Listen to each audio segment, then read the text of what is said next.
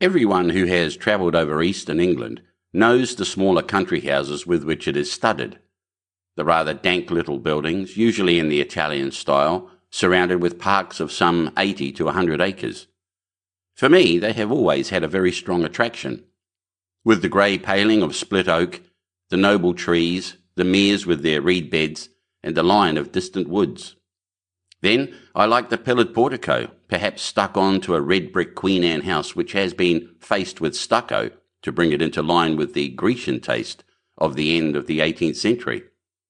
The hall inside going up to the roof, which hall ought always to be provided with a gallery and a small organ.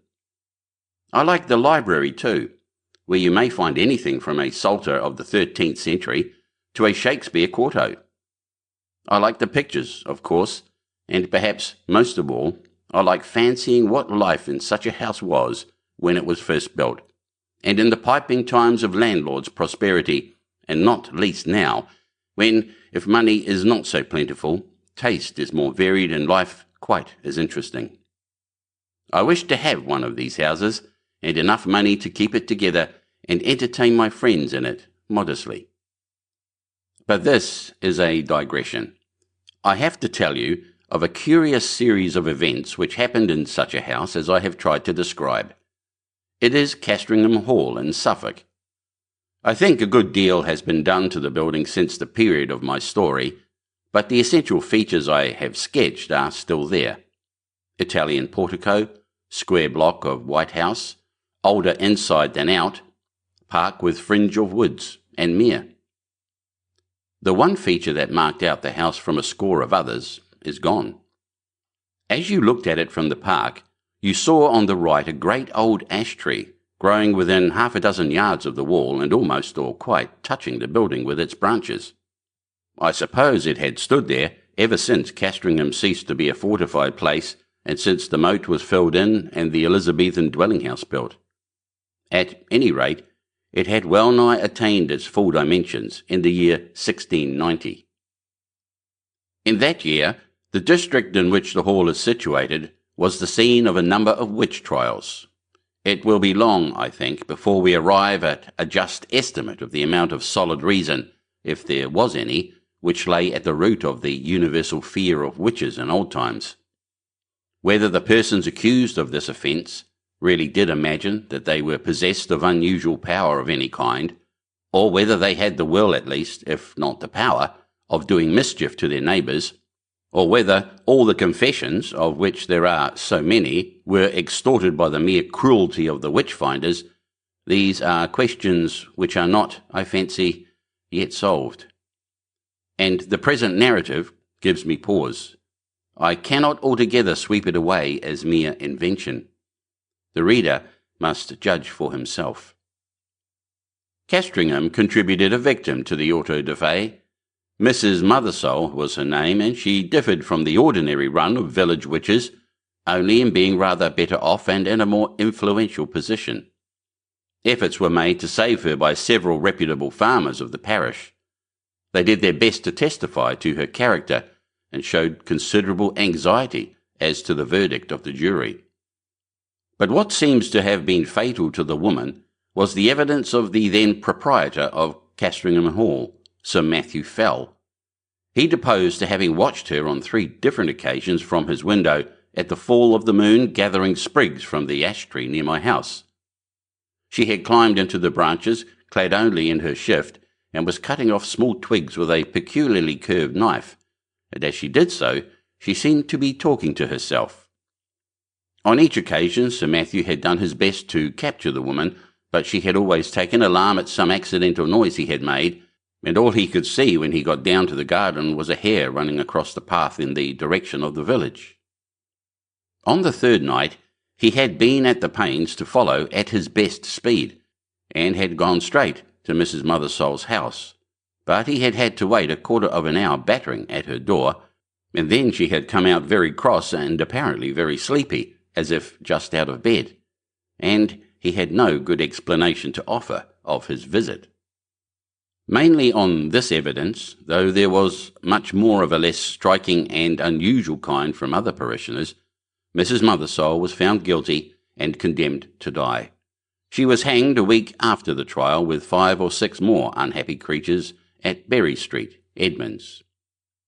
Sir Matthew Fell, then Deputy Sheriff, was present at the execution. It was a damp, drizzly March morning when the cart made its way up the rough grass hill outside Northgate, where the gallows stood. The other victims were apathetic or broken down with misery. But Mrs. Mothersole was, as in life, so in death, of a very different temper. Her poisonous rage, as a reporter of the time puts it, did so work upon the bystanders, even upon the hangman, that it was constantly affirmed of all that saw her that she presented the living aspect of a mad devil. Yet she offered no resistance to the officers of the law. Only she looked upon those that laid hands upon her with so direful and venomous an aspect that, as one of them afterwards assured me, the mere thought of it preyed inwardly upon his mind for 6 months after. However, all that she is reported to have said was the seemingly meaningless words, "There will be guests at the hall," which she repeated more than once in an undertone. Sir Matthew Fell was not unimpressed by the bearing of the woman. He had some talk upon the matter with the vicar of his parish, with whom he travelled home after the assize business was over. His evidence at the trial had not been very willingly given. He was not specially infected with the witch-finding mania, but he declared then and afterwards that he could not give any other account of the matter than that he had given, and that he could not possibly have been mistaken as to what he saw. The whole transaction had been repugnant to him, for he was a man who liked to be on pleasant terms with those about him. But he saw a duty to be done in this business, and he had done it. That seems to have been the gist of his sentiments, and the vicar applauded it, as any reasonable man must have done. A few weeks after, when the moon of May was at the full, vicar and squire met again in the park and walked to the hall together. Lady Fell was with her mother, who was dangerously ill, and Sir Matthew was alone at home. So the vicar, Mr. Crome, was easily persuaded to take a late supper at the hall. Sir Matthew was not very good company this evening. The talk ran chiefly on family and parish matters, and, as luck would have it, Sir Matthew made a memorandum in writing of certain wishes or intentions of his regarding his estates, which afterwards proved exceedingly useful. When Mr. Crome thought of starting for home, about 9:30, Sir Matthew and he took a preliminary turn on the gravelled walk at the back of the house. The only incident that struck Mr. Crome was this. They were in sight of the ash tree which I described as growing near the windows of the building, when Sir Matthew stopped and said, "What is that runs up and down the stem of the ash? It is never a squirrel. They will all be in their nests by now." The vicar looked and saw the moving creature, but he could make nothing of its colour in the moonlight. The sharp outline, however, seen for an instant, was imprinted on his brain, and he could have sworn, he said, though it sounded foolish, that squirrel or not, it had more than 4 legs. Still, not much was to be made of the momentary vision, and the two men parted. They may have met since then, but it was not for a score of years. Next day Sir Matthew Fell was not downstairs at 6 in the morning, as was his custom, nor at 7, nor yet at 8. Hereupon the servants went and knocked at his chamber door. I need not prolong the description of their anxious listenings and renewed batterings on the panels. The door was opened at last from the outside, and they found their master dead and black. So much you have guessed. That there were any marks of violence did not at the moment appear, but the window was open. One of the men went to fetch the parson, and then by his directions rode on to give notice to the coroner. Mr. Crome himself went as quick as he might to the hall, and was shown to the room where the dead man lay. He has left some notes among his papers which show how genuine a respect and sorrow was felt for Sir Matthew, and there is also this passage, which I transcribe for the sake of the light it throws upon the course of events, and also upon the common beliefs of the time. There was not any the least trace of an entrance having been forced to the chamber, but the casement stood open, as my poor friend would always have it in this season. He had his evening drink of small ale in a silver vessel of about a pint measure, and tonight had not drunk it out. The drink was examined by the physician from Bury, a Mr. Hodgkins, who could not, however, as he afterwards declared upon his oath before the coroner's quest, discover that any matter of a venomous kind was present in it. For, as was natural, in the great swelling and blackness of the corpse there was talk made among the neighbours of poison. The body was very much disordered as it laid in the bed, being twisted after so extreme a sort as gave to probable conjecture that my worthy friend and patron had expired in great pain and agony. And what is as yet unexplained, and to myself the argument of some horrid and artful design in the perpetrators of this barbarous murder, was this, that the women which were entrusted with the laying out of the corpse and washing it, being both sad persons and very well respected in their mournful profession, came to me in a great pain and distress both of mind and body, saying, what was indeed confirmed upon the first view, that they had no sooner touched the breast of the corpse with their naked hands than they were sensible of a more than ordinary violent smart and aching in their palms, which, with their whole forearms in no long time swelled so immoderately, the pain still continuing, that, as afterwards proved, during many weeks they were forced to lay by the exercise of their calling, and yet no mark seen on the skin. Upon hearing this, I sent for the physician who was still in the house, and we made as careful a proof as we were able, by the help of a small magnifying lens of crystal, of the condition of the skin on this part of the body, but could not detect with the instrument we had any matter of importance beyond a couple of small punctures or pricks, which we then concluded were the spots by which the poison might be introduced, remembering that ring of Pope Borgia with other known specimens of the horrid art of the Italian poisoners of the last age. So much is to be said of the symptoms seen on the corpse. As to what I am to add, it is merely my own experiment, and to be left to posterity to judge whether there be anything of value therein.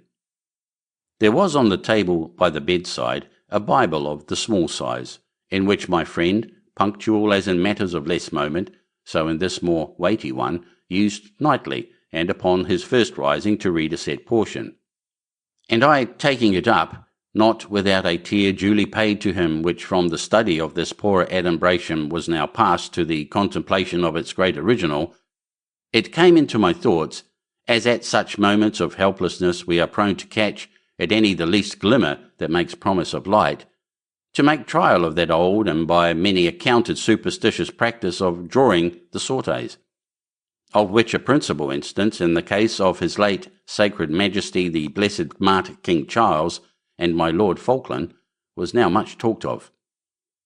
I must needs admit that by my trial not much assistance was afforded me, yet as the cause and origin of these dreadful events may hereafter be searched out, I set down the results.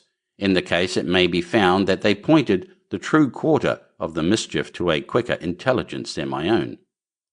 I made then 3 trials, opening the book and placing my finger upon certain words, which gave in the first these words from Luke chapter 13 verse 7, cut it down. In the second, Isaiah 13 verse 20, it shall never be inhabited. And upon the third experiment, Job 39 verse 30, her young ones also suck up blood. This is all that need be quoted from Mr. Crome's papers.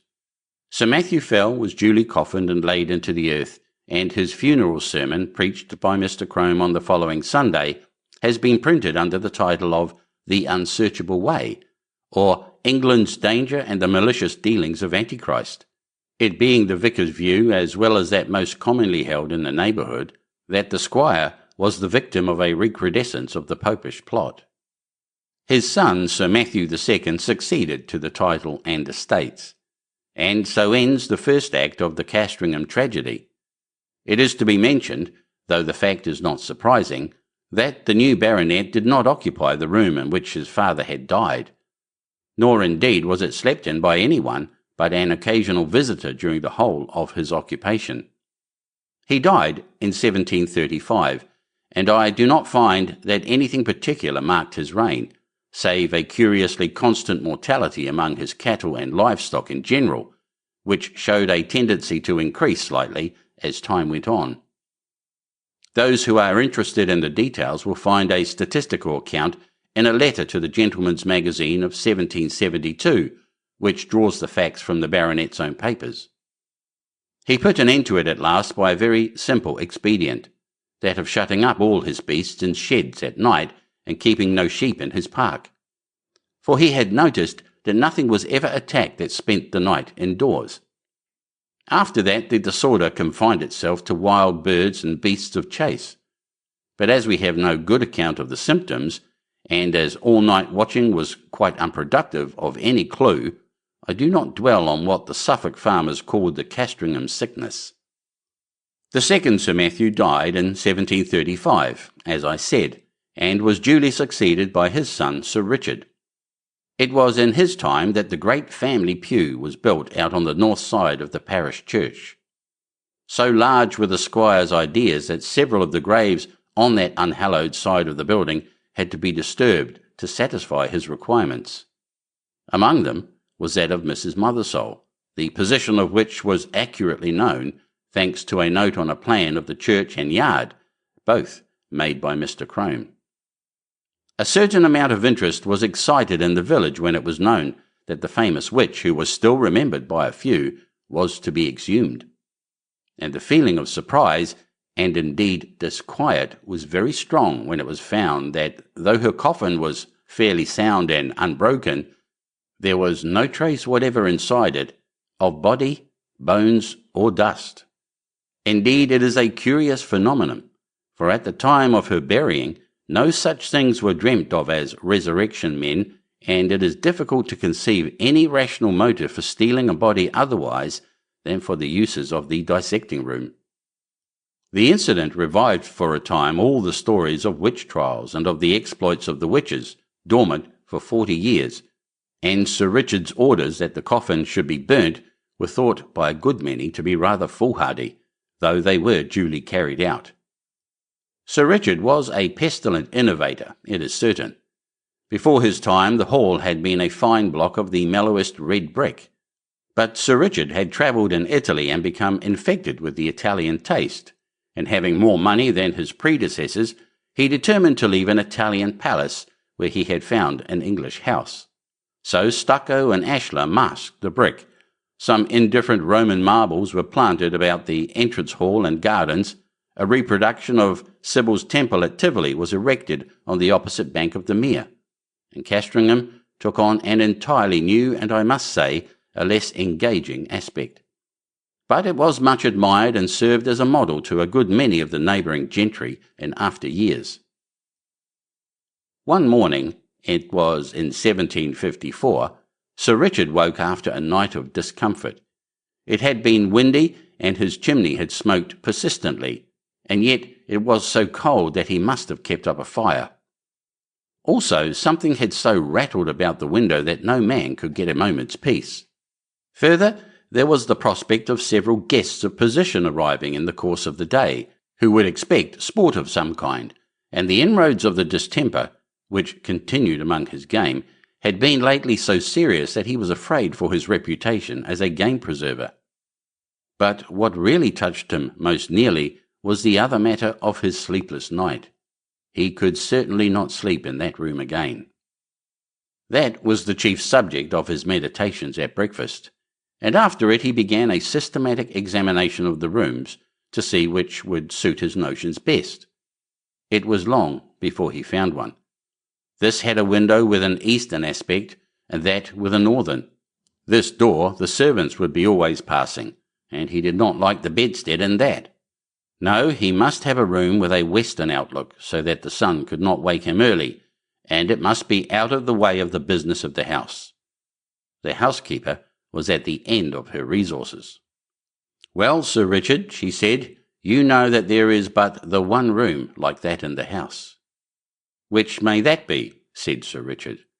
"And that is Sir Matthew's, the west chamber." "Well, put me in there, for there I'll lie tonight," said her master. "Which way is it?" "Here, to be sure." And he hurried off. "Oh, Sir Richard, but no one has slept there these 40 years. The air has hardly been changed since Sir Matthew died there." Thus she spoke, and rustled after him. "Come, open the door, Mrs. Chittick. I'll see the chamber at least." So it was opened, and indeed the smell was very close and earthy. Sir Richard crossed to the window and impatiently, as was his wont, threw the shutters back and flung open the casement. For this end of the house was one which the alterations had barely touched, grown up as it was with the great ash tree, and being otherwise concealed from view. "Air it, Mrs. Chittick, all day, and move my bed furniture in the afternoon. Put the Bishop of Kilmore in my old room." "Pray, Sir Richard," said a new voice, breaking in on this speech, "might I have the favour of a moment's interview?" Sir Richard turned round and saw a man in black in the doorway, who bowed. "I must ask your indulgence for this intrusion, Sir Richard. You will perhaps hardly remember me. My name is William Crome, and my grandfather was vicar here in your grandfather's time." "Well, sir," said Sir Richard, "the name of Crome is always a passport to Castingham. I am glad to renew a friendship of 2 generations' standing. In what can I serve you? For your hour of calling, and if I do not mistake you, your bearing, shows you to be in some haste." "That is no more than the truth, sir. I am riding from Norwich to Berry Street, Edmonds, with what haste I can make, and I have called in on my way to leave you with some papers which we have but just come upon in looking over what my grandfather left at his death.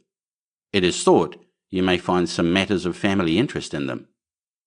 "You are mighty obliging, Mr. Crome, and if you will be so good as to follow me to the parlour and drink a glass of wine, we will take a first look at these same papers together. And you, Mrs. Chittick, as I said, be about airing this chamber. Yes, it is here my grandfather died. Yes, the tree perhaps does make the place a little dampish. No, I do not wish to listen to any more. Make no difficulties, I beg. You have your orders, go." "Will you follow me, sir?" They went to the study. The packet which young Mr. Crome had brought, he was then just become a fellow of Clare Hall in Cambridge, I may say, and subsequently brought out a respectable edition of Polyaenus, contained among other things the notes which the old vicar had made upon the occasion of Sir Matthew Fell's death, and for the first time Sir Richard was confronted with the enigmatical sortes biblicae which you have heard. They amused him a good deal. "Well," he said, "my grandfather's Bible gave one prudent piece of advice: cut it down. If that stands for the ash tree, he may rest assured I shall not neglect it. Such a nest of catars and argues was never seen." The parlour contained the family books, which, pending the arrival of a collection which Sir Richard had made in Italy, and the building of a proper room to receive them, were not many in number. Sir Richard looked up from the paper to the bookcase. "I wonder," says he, "whether the old prophet is there yet. I fancy I see him." Crossing the room, he took out a dumpy Bible, which sure enough bore on the flyleaf the inscription, "To Matthew Fell from his loving godmother, Anne Aldous, 2nd September, 1659. "It would be no bad plan to test him again, Mr. Crome. I will wager we get a couple of names in the Chronicles. What have we here? 'Thou shalt seek me in the morning, and I shall not be.' Well, well, your grandfather would have made a fine omen of that, eh? No more prophets for me. They are all in a tale. And now, Mr. Crome, I am infinitely obliged to you for your packet. You will, I fear, be impatient to get on. Pray allow me another glass." So, with offers of hospitality which were genuinely meant, for Sir Richard thought well of the young man's address and manner, they parted. In the afternoon came the guests, the Bishop of Kilmore, Lady Mary Hervey, Sir William Kentfield, etc., dinner at 5, wine, cards, supper, and dispersal to bed. Next morning Sir Richard is disinclined to take his gun with the rest. He talks with the Bishop of Kilmore. This prelate, unlike a good many of the Irish bishops of his day, had visited his see, and indeed resided there, for some considerable time. This morning, as the two were walking along the terrace and talking over the alterations and improvements in the house, the bishop said, pointing to the window of the west room. "You could never get one of my Irish flock to occupy that room, Sir Richard." "Why is that, my lord? It is in fact my own." "Well, our Irish peasantry will always have it that it brings the worst of luck to sleep near an ash tree, and you have a fine growth of ash not 2 yards from your chamber window. Perhaps," the bishop went on with a smile, "it has given you a touch of its quality already, for you do not seem, if I may say it, so much the fresher for your night's rest as your friends would like to see you." "That or something else, it is true, cost me my sleep from 12 to 4, my lord. But the tree is to come down tomorrow, so I shall not hear much more from it." "I applaud your determination. It can hardly be wholesome to have the air you breathe strained, as it were, through all that leafage. Your lordship is right there, I think, but I had not my window opened last night. It was rather the noise that went on, no doubt from the twigs sweeping the glass, that kept me open-eyed." "I think that can hardly be, Sir Richard. Here, you see it from this point. None of these nearest branches can even touch your casement unless there were a gale, and there was none of that last night. They missed the panes by a foot." "No, sir, true. What then will it be, I wonder, that scratched and rustled so, and covered the dust on my sill with lines and marks?" At last they agreed that the rats must have come up through the ivy. That was the bishop's idea, and Sir Richard jumped at it. So the day passed quietly, and night came, and the party dispersed to their rooms and wished Sir Richard a better night. And now we are in his bedroom, with the light out and the squire in bed. The room is over the kitchen, and the night outside still and warm, so the window stands open. There is very little light about the bedstead, but there is a strange movement there. It seems as if Sir Richard were moving his head rapidly to and fro with only the slightest possible sound. And now you would guess, so deceptive is the half-darkness, that he had several heads, round and brownish, which move back and forward even as low as his chest. It is a horrible illusion. Is it nothing more? There, something drops off the bed with a soft plump, like a kitten, and is out of the window in a flash. Another, 4, and after that there is quiet again. "Thou shalt seek me in the morning, and I shall not be." As with Sir Matthew, so with Sir Richard, dead and black in his bed. A pale and silent party of guests and servants gathered under the window when the news was known.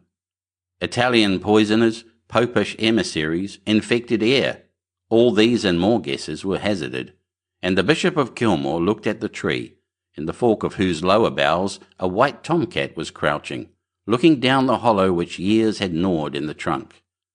It was watching something inside the tree with great interest. Suddenly it got up and craned over the hole. Then a bit of the edge on which it stood gave way, and it went slithering in. Everyone looked up at the noise of the fall. It is known to most of us that a cat can cry, but few of us have heard, I hope, such a yell as came out of the trunk of the great ash. 2 or 3 screams there were, the witnesses are not sure which, and then a slight and muffled noise of some commotion or struggling was all that came. But Lady Mary Hervey fainted outright, and the housekeeper stopped her ears and fled till she fell on the terrace. The Bishop of Kilmore and Sir William Kentfield stayed, yet even they were daunted, though it was only at the cry of a cat, and Sir William swallowed once or twice before he could say, "There is something more than we know of in that tree, my lord. I am for an instant search." And this was agreed upon. A ladder was brought, and one of the gardeners went up, and, looking down the hollow, could detect nothing but a few dim indications of something moving. They got a lantern, and let it down by a rope.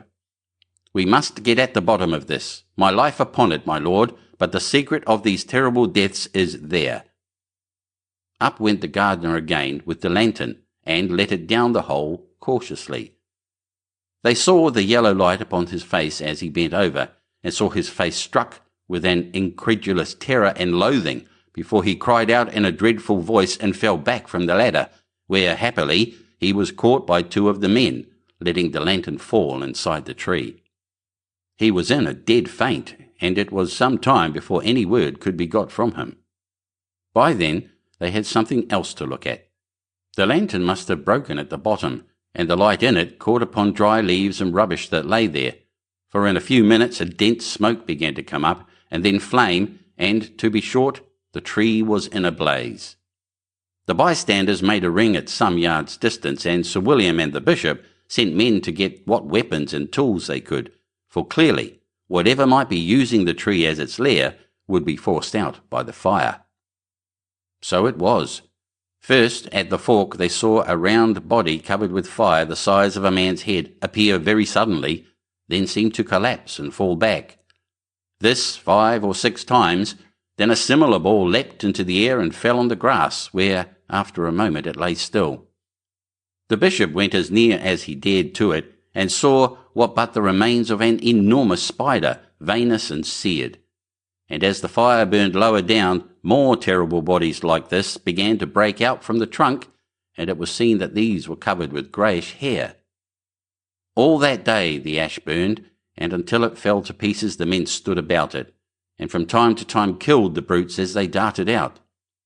At last there was a long interval when none appeared, and they cautiously closed in and examined the roots of the tree.